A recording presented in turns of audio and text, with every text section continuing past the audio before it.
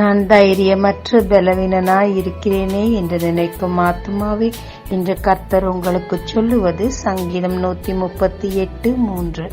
நான் கூப்பிட்ட நாளிலே எனக்கு மறு உத்தரவு அருளினீர்.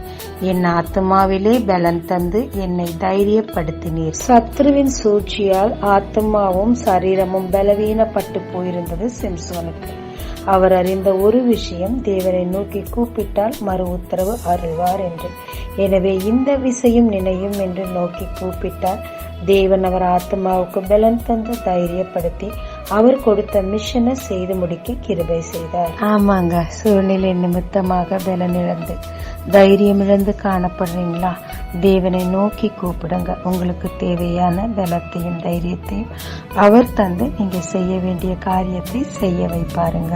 ஜெபிக்கலாமாங்க.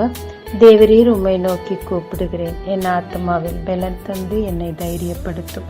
இயேசு மூலம் பிதாவே, ஆமென்.